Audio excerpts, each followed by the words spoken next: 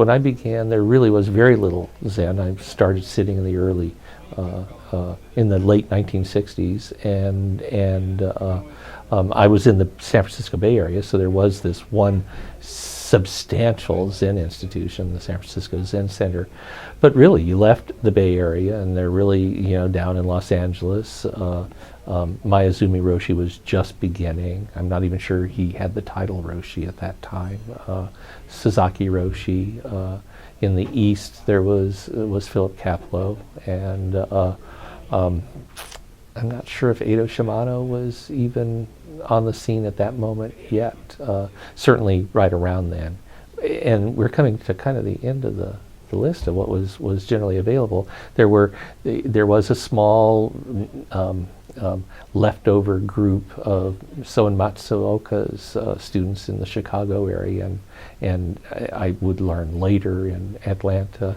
And now, of course, the American Zen Teachers Association, I think there are something in the neighborhood of 200 people who are members, and those are all people who have teaching credentials in one Zen lineage or another, and a whole different universe.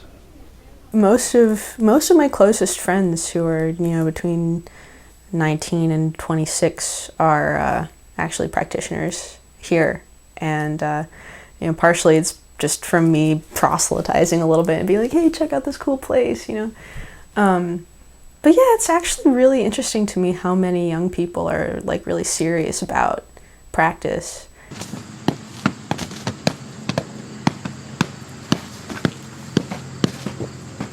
At the end of session, I really connect with kind of my core self. That it's like it strips the just everyday bullshit that kind of defines yourself and the stories that you tell about yourself, the stories that are concocted by others to, about who you are, and you just come back to what's essential.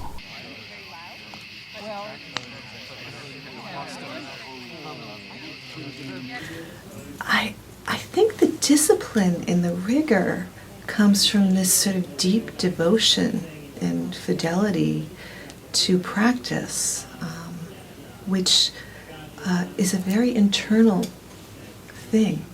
It's actually not the external like this, although it can show up like that. But that somehow people, I think, are tuning in to that internal compass of devotion to their practice. If I stand at the back door, can I get all the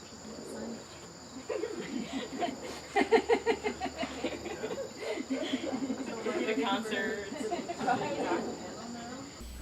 Yeah, I mean, it is a very emotional thing. I mean, I think,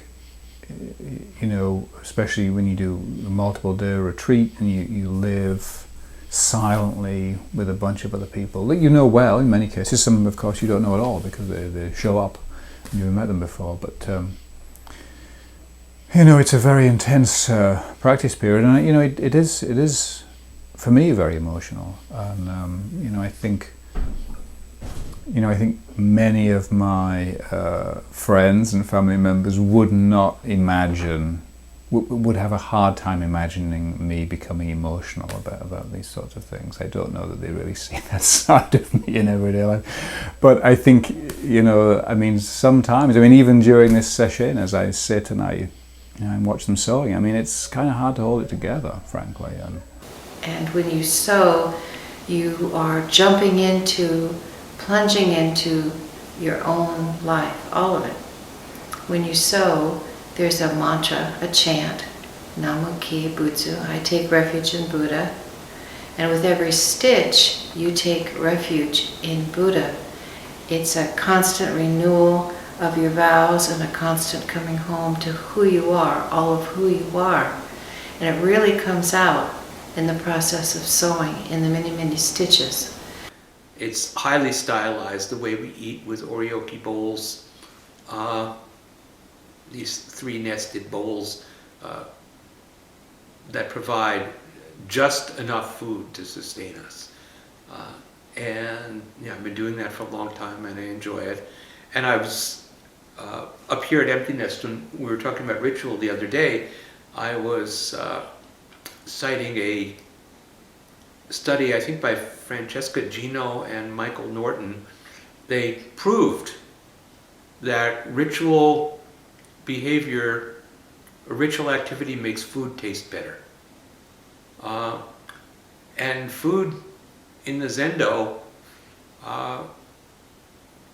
it always tastes better. Certain kinds of things are very exciting when served in your oryoki bowls that would not kind of provoke excitement if you were sitting around the dinner table necessarily. Zen in America is currently in production and needs your support in order to be completed.